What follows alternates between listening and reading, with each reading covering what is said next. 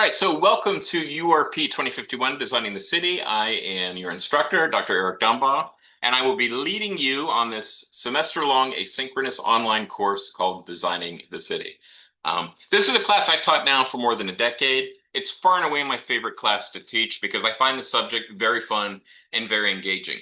Now, most of you are probably in here because it fulfills the foundations of society and human behavior requirement for your general ed degree. But I hope by the end of it, you're going to find this topic as fascinating as I do. Now, cities are something we take for granted, right? We get up every day and we live in these environments and we don't think much about it, right? How we travel to school, how we travel to work, right? The things we do. We don't think about this. It's just what we interact with. But I want you to start and realize that we're unique as a species and that we've created our own environments. Right? The city is not a naturally occurring phenomenon. It's something that humans have made for themselves. And we've been doing this relatively recently, right? Our species has existed for about 400,000 years. We've only been building cities for about 10,000 of those. Prior to the advent of cities, we live in nomadic bands, right?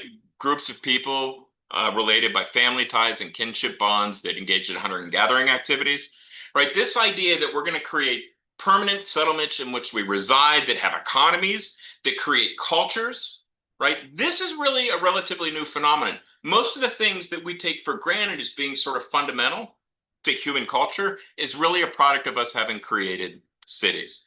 So through the course of the semester, we're going to look at this phenomenon of a city. We're going to look at what they are. We're going to look at why they came to be, what created them, what forces shaped them.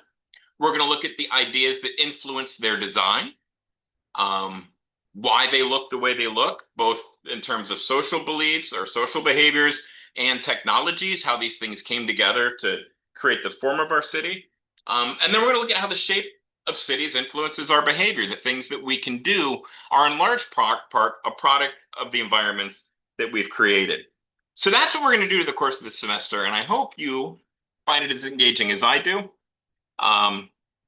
There is a required text. It is The City Reader by Richard Gates and Frederick Stout. The most recent edition is the 7th edition, but feel free to get an older edition. The readings that we're covering in this class are really sort of foundational stuff in understanding cities, so they don't change much between editions. So feel free to get a 5th edition or a 6th edition. The readings will almost certainly be the same. The page numbers are the only thing that will really be different. So when you go into the modules and it references an author and a title, just find that in the older edition. The reading will be exactly the same. But you can save a lot of money if you get the used textbooks. I've seen them as low as like $4. So feel free to get a used edition. There are some supplemental readings here on the Canvas site as well, and those will be noted in each week module. So the structure of the course, each week at midnight, a new module is going to drop, and you'll have a week to complete it. So each module will contain readings for the week. It'll include videos, some of which are lectures for me, others of which are supplemental things that I found that I think are especially engaging, so I've provided them. And you'll have until Friday at 11:59 to access those.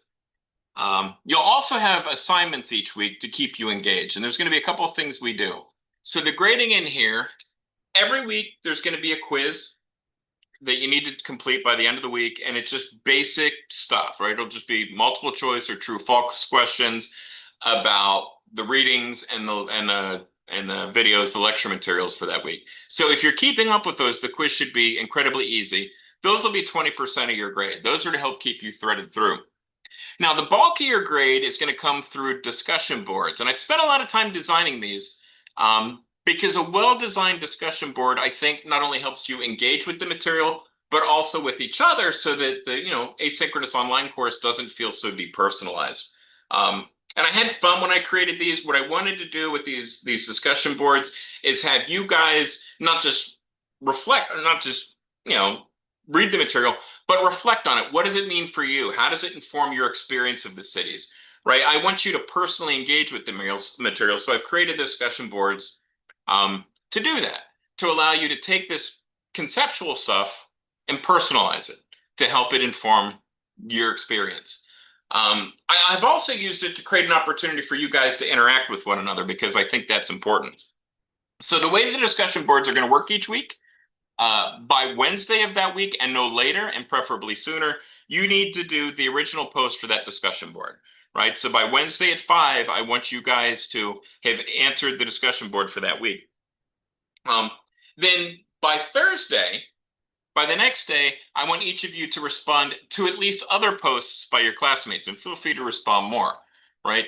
But this is to have you guys engage with each other. And then on Friday, that last day, have you guys respond to any comments on your initial posts, right? So the structure of this is for the first part of the week, do the videos, do the readings, and answer the discussion board, right? Write your post to the discussion board, and then spend the back end of the week interacting with one another.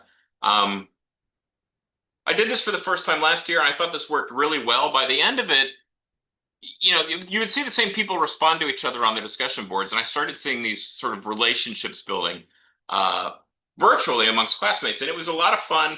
I got to know the class pretty well through these. They got to know each other pretty well. They're fun, right? That's really what I think a good summer course should be. It's not just let's fulfill a requirement, but let's have some fun doing it, right? Summers we can be a little more relaxed. And hopefully these discussion boards will be fun with that. And then the final part of your grade is going to be a final exam, right? So that'll be 30% of your grade. It'll be comprehensive. So it'll cover all of the readings, all of the modules, all of the assignment board, discussion board stuff. And that'll be worth 30% of your grade. And then that will be, again, it'll be a lockdown browser with the camera, keep you guys from cheating. But if you've kept up with everything to that point, the tests shouldn't be hard. The quizzes shouldn't be difficult. None of the assignments really should be difficult if you're keeping up with the material. The idea is to make this fun, engaging, and to help you engage with the subject matter of the course. Now, one thing I do want you to be aware of, I don't accept late assignments. Everything is due at 11:59 on the Friday at the end of the week, and then it closes, and I'm not going to reopen it. And the reason why is twofold. First, the material is cumulative. Earlier material is referenced in later material. So if you fall behind conceptually, the stuff is going to make less and less sense. Secondarily, particularly with the discussion boards, I need you guys interacting for them to be pedagogically valid, right? The point is to get you guys engaging with the material and with each other. And if you're late, you've lost that opportunity because the rest of your classmates have moved on, right? So if you haven't completed it by 11:59 on the end of the week, on that Friday, your grade is 0. So don't do that, right? Complete it on time, stay engaged throughout the class, and it should be relatively straightforward, right? So the late policy is late equals 0. Everything is due at the end of the week. 11:59, everything closes down. And then the course modules, how is this class going to be structured? And the first module, we're going to just look at what a city is. The presumption of this class is that you guys haven't thought about cities at all, right? And I want you guys to start looking at cities with fresh eyes. So we're going to look at, very simply, what is a city, right? We've got this design product. What is it, right? That's going to be the first one. The second week, module two, we're going to look at the form of cities. And this is intended to give us a basic understanding of the elements of cities, their form, right? To give us a vocabulary for describing them, to begin understanding what they're comprised of. So we're going to get things like boundaries and streets, different types of park designs. We're going to look at how we carve up land into lots and put buildings on those. So all of the elements of sort of constructing a city, right? How we get the physical form of a city. What are the elements of a city's design? Then we're going to do 3 weeks where we look at sort of the historic forms that cities have taken. Where the first week we're going to look at the organic city, which is the city that our species is sort of just naturally constructed as cities started to evolve. Then we're going to look at more formally planned types of cities. We're going to look on the second one of these lectures, we're going to look at the gridded city. Now, most people that grew up in the United States or in the Americas, they often think of cities as taking grid forms. But that's a very specific type of city to the New World.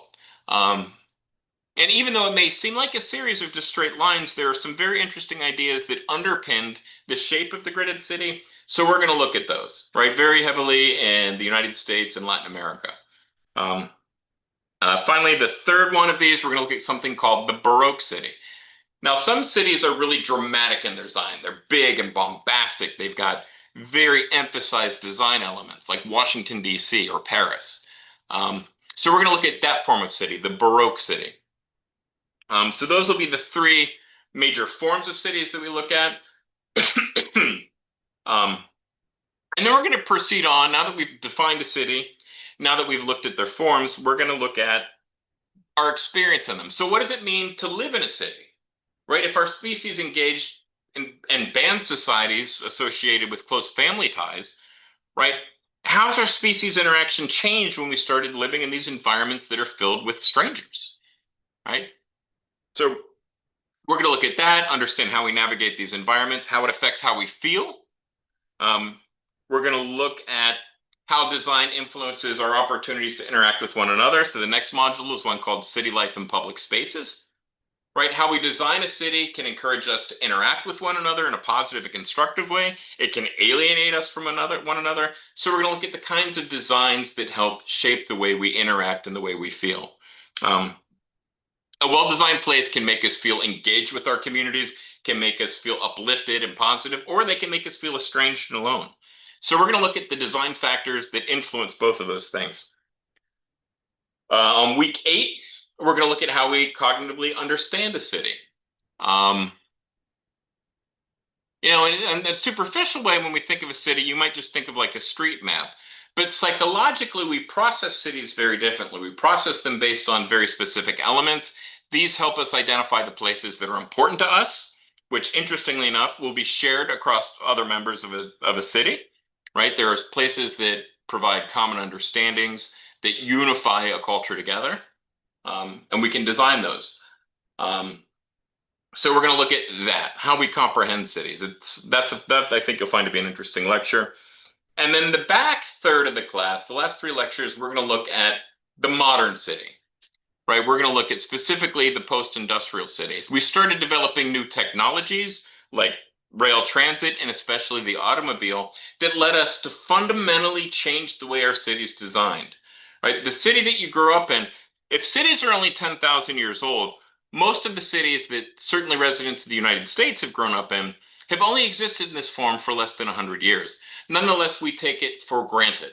We could not have built, for example, we would never have built a Boca Raton 120 years ago that looks the way Boca Raton today does, right? It's these technologies that have come in and have again reshaped the city. So we're going to look at that, how the automobile redirected the way we design our streets, how it changed the way we build residential developments and build communities. We're going to look um, at those phenomena. All right, so that's the course in a nutshell. Um, and again, I want this to be fun. For me, it's fun. Hopefully, it's fun for you guys too. Um, when I was an undergraduate, it was more than 30 years ago now, I went to Florida State, and there were a couple classes that I took that really had a profound influence on me. These sort of general survey type classes, when they're done right, they can be a lot of fun, and hopefully you find this way too. I took one, it was a sociology class, and another one I took that was really cool was a music history class.